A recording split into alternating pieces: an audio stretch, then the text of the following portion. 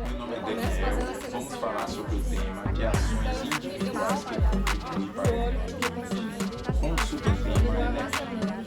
Gostaria de levar você a pensar como é que seria hoje sem um celular, sem uma energia elétrica na sua residência, sem um elevador, diversos outros benefícios que nós temos hoje e são possíveis através de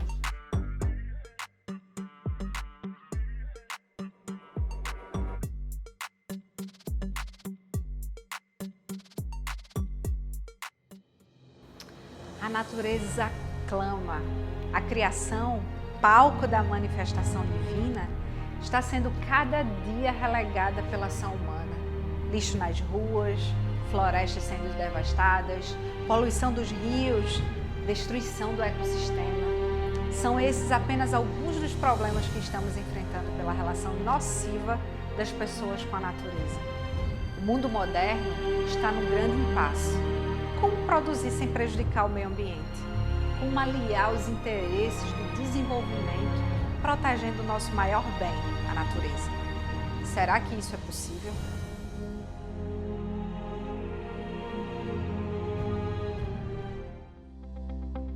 É possível sim aliar desenvolvimento econômico e proteção ambiental. Na verdade, é indispensável nos dias de hoje pensar em desenvolvimento econômico, pensar em justiça social e proteção ambiental. Esses são os pilares do desenvolvimento sustentável. E esses são os pilares necessários para que a gente consiga manter vida no planeta, produção no planeta, alimentos no planeta. Tudo isso, todos esses aspectos que a gente está trazendo, eles são indispensáveis porque a gente vive num planeta finito, com limitações de recursos naturais, e essas limitações de recursos naturais, elas implicam diretamente na produção. Então hoje, quando a gente pensa no modo de produção e de consumo, a gente tem que pensar para além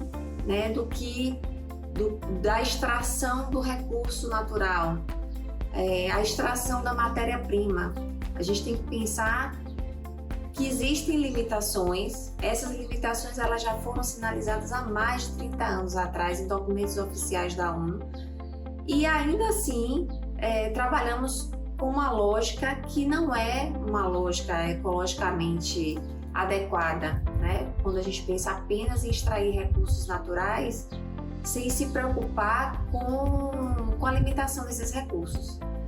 É por isso que o desenvolvimento sustentável ele traz esse novo modelo que a gente deve pensar na questão ambiental, na proteção do meio ambiente, na proteção e na utilização sustentável dos recursos naturais. Ao mesmo tempo que a gente pensa em modelos de desenvolvimento que contemplem uma economia verde. Inclusive o projeto de governo atualmente tem intensificado bastante essa transição para uma economia verde, que nada mais é do que pensar o desenvolvimento, o crescimento econômico sob a lógica ambiental.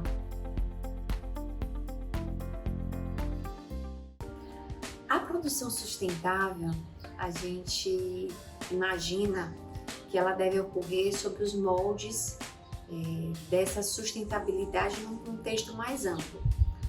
E eu acredito que o caminho para esses modelos mais verdes, de produção sustentável é basicamente com o uso dos recursos naturais, a melhor forma de aproveitá-los.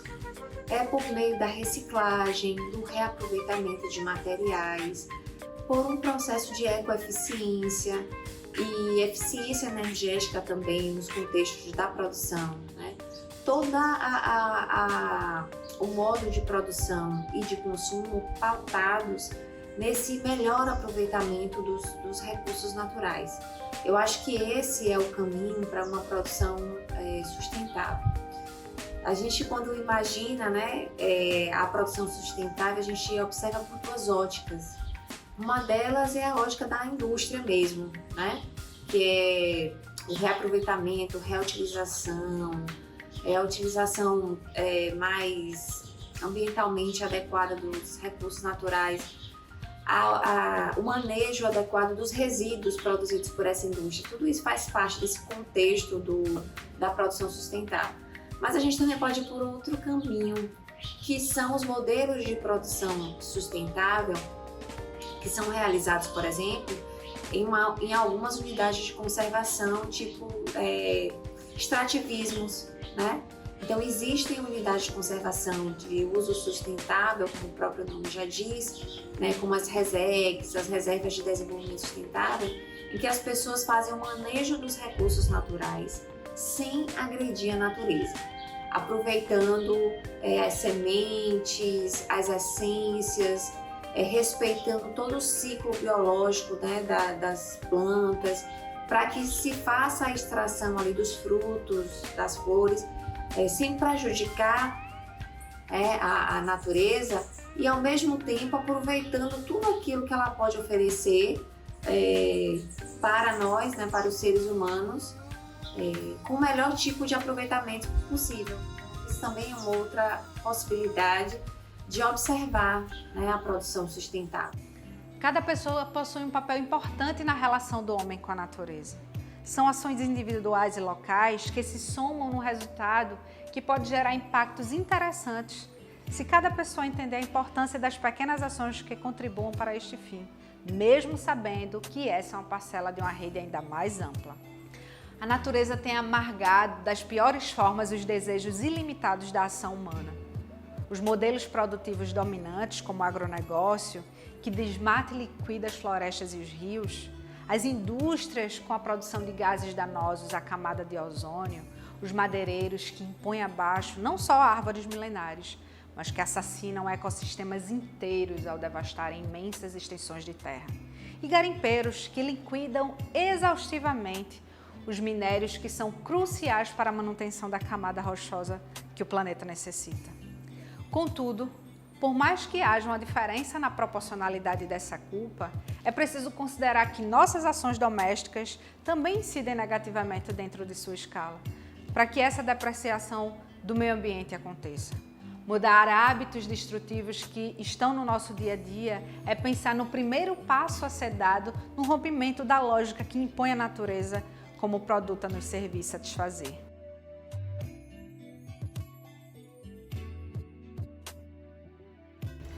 Como o indivíduo pode se fazer presente para melhorar a qualidade do meio ambiente?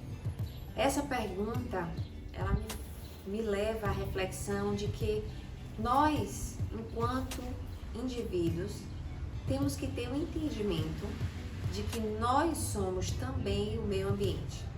Eu costumo falar nas minhas aulas de educação ambiental que onde é que começa o meio ambiente? Faça essa pergunta, onde é que começa o meio ambiente? E por mais singela que pareça a resposta, né, já que a gente trata com educação ambiental em todos os níveis de ensino, meio ambiente começa no meio da gente. Nós somos parte integrante desse ambiente. Não dá para pensar em fazer educação ambiental, pensar em formas de melhorar o ambiente, se a gente não se entende parte integrante desse ambiente. Nossas atitudes e comportamentos, eles só passam a ser modificadas quando a gente tem esse entendimento, quando a gente percebe que faz parte desse todo, né? Então, as ações que precisam ser pensadas e repensadas por nós, cada um dos indivíduos que vivem, que habitam nesse planeta, é pensar exatamente eu como ambiente que sou também, né? O que é que eu posso fazer para melhorar a qualidade do meu planeta, a minha qualidade de vida, a qualidade do ambiente em que eu estou inserida? De pequenas ações que a gente pode adotar na nossa casa, como por exemplo a coleta seletiva, com medidas que saem da nossa casa, saem do nosso reduto familiar, extrapola para as nossas ações diante da sociedade em que vivemos. Então, medidas simples, né, que a gente adota, por exemplo, no ambiente de trabalho, consumir menos copos plásticos, cuidar dos resíduos que a gente gera, minimizar os resíduos, ter uma consciência naquilo que a gente consumir produtos que tenham um histórico de serem menos agressivos, né, com relação ao ambiente, ter gestão sobre os resíduos que a gente gera, né, não só os resíduos, restos de alimentos, mas o medicamento que a gente consome, que perde a validade e que a gente joga no vaso sanitário, a gente pode muito bem devolver isso para as farmácias. A pilha que a gente utiliza, as baterias que a gente pode buscar meios de descartar adequadamente. Hoje já existem inúmeras instituições e organizações que estão preocupadas com a gestão desses resíduos, até porque todos nós somos corresponsáveis nessa gestão dos resíduos. E isso que é trazido na Política Nacional de Resíduos Sólidos, que é de 2010, nós somos corresponsáveis mesmo, desde quando consumimos os recursos, até mesmo quando precisamos descartar esses recursos, esses resíduos. Quando as pessoas se direcionam com o propósito de realizar ações de benefício coletivo, esses possuem implicações no espaço onde elas estão, causando resultados positivos de diversas ordens, sendo eles humanos e ambientais. Ter a consciência de que o planeta está em risco é o primeiro passo na mudança de como se relacionar com tudo que nos cerca. É garantir que as gerações que irão chegar não alcancem a cultura da ação destrutiva, mas que cresçam entendendo a relação de interdependência com a casa comum, garantindo que a vida continue a ser possível. Qual o seu papel nesse processo? Você tem feito a diferença? As suas atitudes contribuem para a manutenção do meio ambiente? Ou você não tem pensado sobre isso? Qual o planeta que você quer deixar para os seus filhos e netos? Você tem um papel importante na manutenção do meio ambiente. O que você faz de diferente? A minha maior motivação em fazer a reciclagem do meu lixo foi porque eu produzo muito lixo. E isso me gerava um incômodo muito grande, o fato de eu produzir um lixo e jogar ele no lixo comum, lixo bom. Hoje, eu reciclo 100% do meu lixo. Bom, eu começo fazendo a seleção do meu lixo, né? Então, eu vou separando o óleo que eu vou consumindo e que eu vou deixando, eu vou armazenando e quando encho o vidro, eu descarto. Separo os meus plásticos devidamente limpos e secos. Todos os meus plásticos estão aqui. Isopor eu reciclo também. Metal, cápsula de remédio, bateria, esponja de pia. E reciclo também todo o papel. Eu recebo muito material, muita revista, muito catálogo. Faço toda a separação, já está previamente separado para fazer o meu descarte. Eu comecei a reciclar porque a reciclagem ela é importante para combater o aquecimento global e também é importante para ajudar o meio ambiente. Eu separo todo o material que pode ser reciclado e reutilizado, como por exemplo embalagem de cosmético, embalagem de alimento e tem que lavar bastante para não deixar nenhum resíduo orgânico. Aí a gente separa aqui na sacola e depois separa entre papel, plástico e metal, vidro, lá nas lixeiras de lá de baixo, para material reciclado. Oi gente, meu nome é Brisa, eu faço parte da IPA também e de um movimento chamado Nós na Criação, que busca fazer esse diálogo da espiritualidade com o cuidado com o meio ambiente, e também de um projeto chamado Carolinas e Jesus, né, que trabalha em direção ao fortalecimento de cooperativas de reciclagem aqui em Salvador. Mas eu queria falar um pouquinho da minha experiência com o manuseio e essa coisa dos resíduos sólidos no meu dia a dia, na minha casa. Então, eu sempre tive um pouco de incômodo sobre a quantidade de resíduos que a gente gera e como tem coisas que, se fossem melhor separadas e organizadas, poderiam ser mais aproveitadas. Então, por exemplo, na pandemia, que a gente ficou muito tempo em casa, né, eu pude perceber a quantidade de resíduos que eu estava gerando ali, com alimentos, com embalagens diversas. E aí isso me incomodou um pouco, assim, né? Eu queria encontrar uma forma de organizar melhor essa questão. E nesse mesmo período, o condomínio que eu morava estava fazendo um processo aí de educação ambiental com os moradores para reciclar, né, os resíduos, separar, no caso, os resíduos e encaminhar para uma cooperativa. E aí, nesse processo, eu comecei a organizar a minha rotina, né, onde eu, após usar alguma embalagem, especialmente de líquidos como o leite, o iogurte, enfim, eu higienizo essas embalagens plásticas e o papel, eu tento não misturá-lo com outras coisas que possam molhar, porque aí se danifica o papel, o papelão, é bem mais difícil ou às vezes até nem é possível reciclar. Então eu tenho tentado fazer essa separação e colocado em um recipiente assim específico na minha casa ou em uma sacola específica.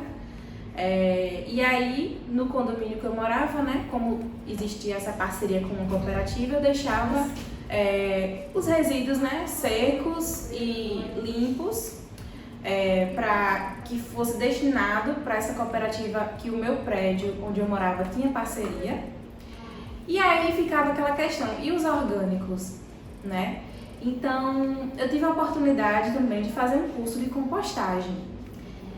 E foi uma experiência super legal, porque aí eu vi que também é possível você aproveitar os resíduos orgânicos e é interessante perceber também como a natureza se renova, né?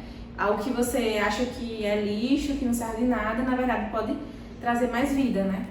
Através da decomposição e da matéria orgânica e tudo mais. Mas assim, em relação à compostagem, eu utilizo um minhocário. Né, estou ainda tentando, estou aprendendo esse processo, né, de compostar.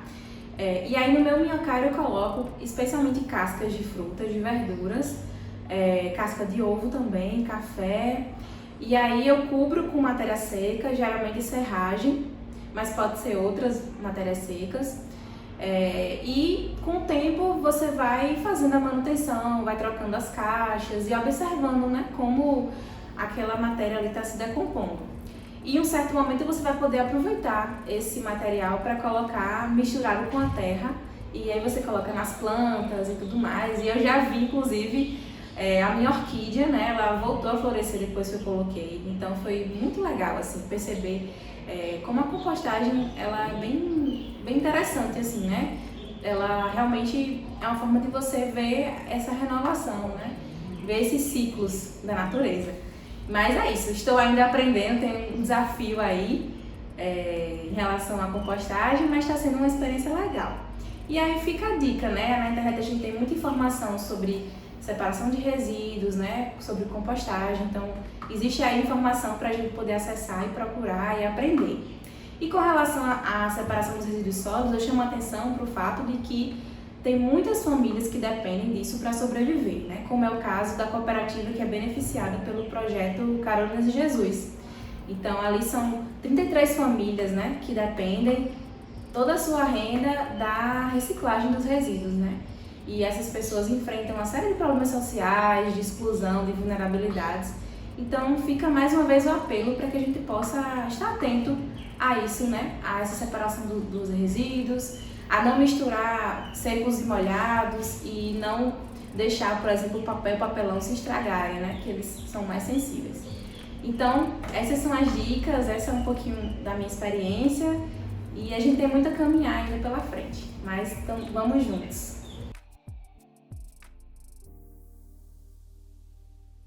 Meu nome é Daniel.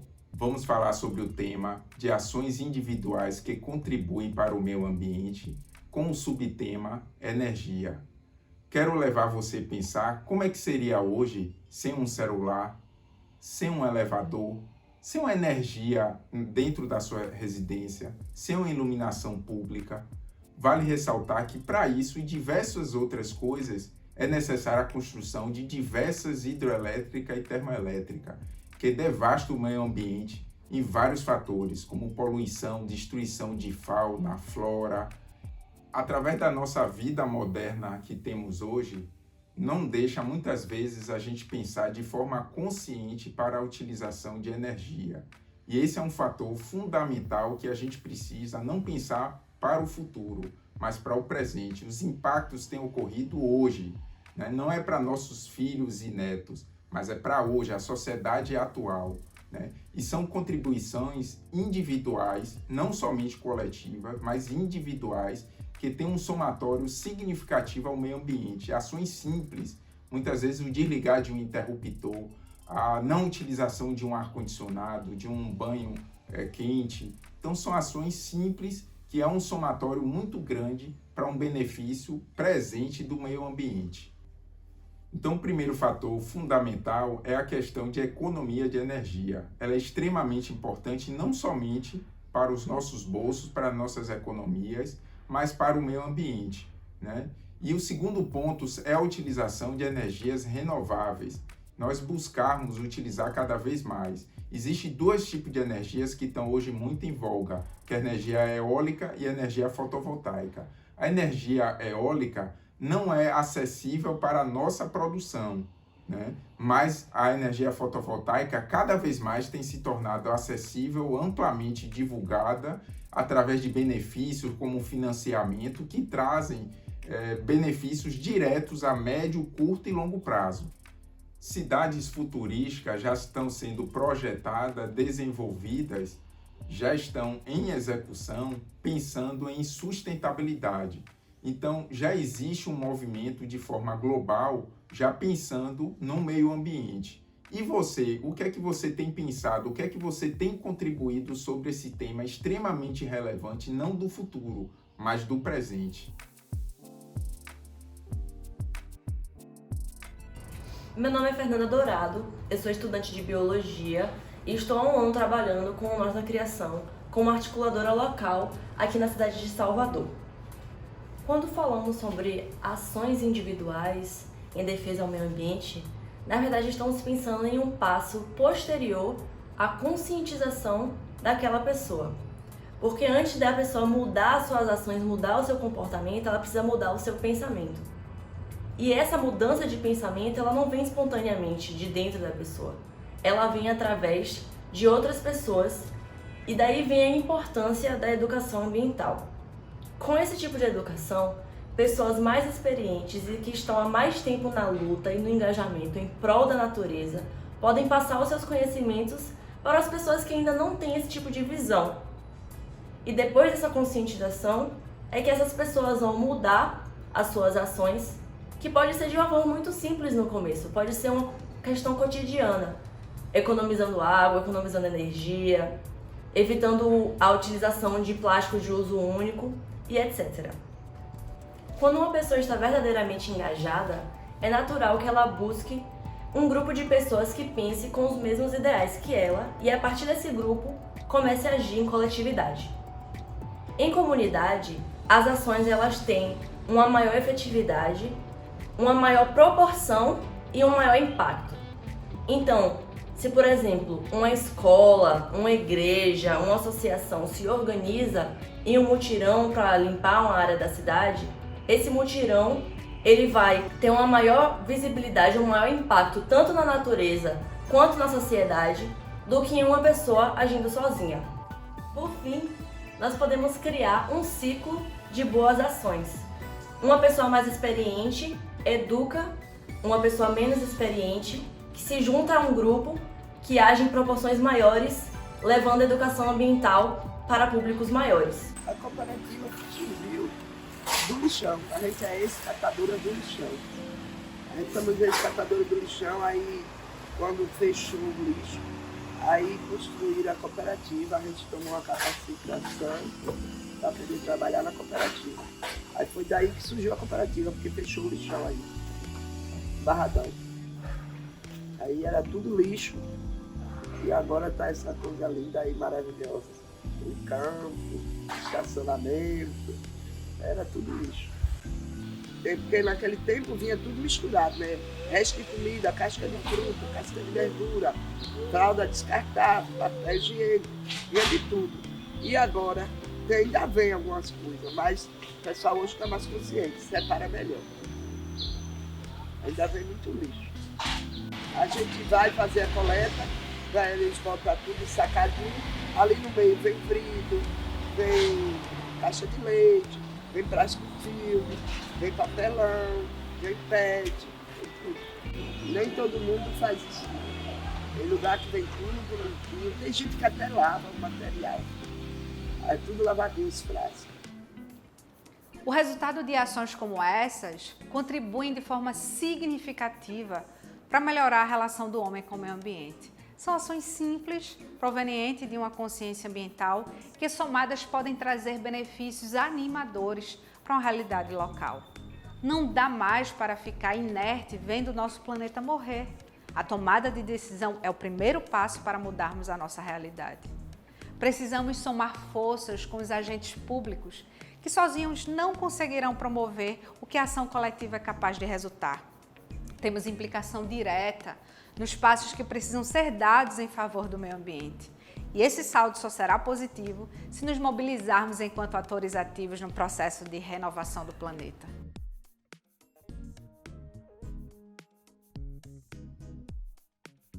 A importância das ações individuais para a proteção do meio ambiente residem exatamente naquilo que a gente, que também é ambiente, pode fazer para melhorar.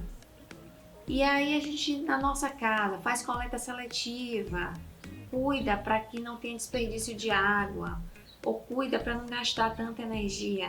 Essas medidas, elas não são boas apenas para o bolso, elas são boas também para o meio ambiente. Por quê? Porque a ação individual, ela repercute no coletivo. Ações individuais, por mais simples que elas sejam, elas têm uma influência direta no contexto global. Vamos imaginar que hoje somos em torno de 8 bilhões de pessoas no planeta. Se cada pessoa tomar essas atitudes de forma como parte do seu dia a dia, como atitudes simples, dentro das suas casas, isso sem dúvida nenhuma vai ter uma contribuição no contexto global, E a educação ambiental, ela fala sobre isso. Ela nos mostra que as ações individuais, elas são fundamentais para que o coletivo seja beneficiado. Não é à toa que o artigo 225 da Constituição Federal, que fala sobre o meio ambiente, nos traz a ideia, Todos temos direito ao meio ambiente ecologicamente equilibrado, bem de uso comum do povo e essencial à sadia qualidade de vida. De maneira que, tanto individualmente como no contexto da coletividade, todos temos o direito e o dever de preservá-lo para as presentes e futuras gerações. O artigo fala mais ou menos isso, mas traz para a gente a ideia da importância do individual e do coletivo.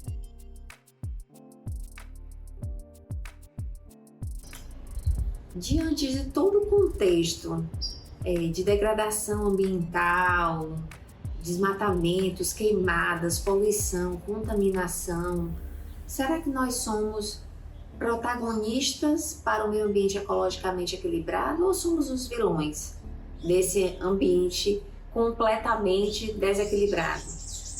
Essa é uma questão que merece uma atenção especial da nossa parte.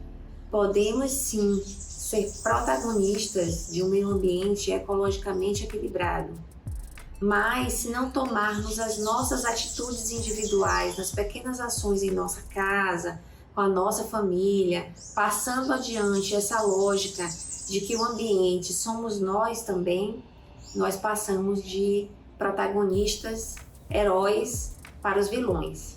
Então, por esse motivo, é importante a gente estar alerta nas pequenas atitudes que a gente adota no nosso dia a dia, para que essa proteção do meio ambiente ela seja feita por cada um de nós, nas nossas pequenas ações, mas que com certeza vão contribuir de maneira fundamental para toda a nossa sociedade. Somos corresponsáveis pela natureza, palco da criação de Deus. Garantir que as próximas gerações tenham acesso a um mundo mais equilibrado deve ser o papel de todos nós. E para isso, as nossas ações são extremamente importantes.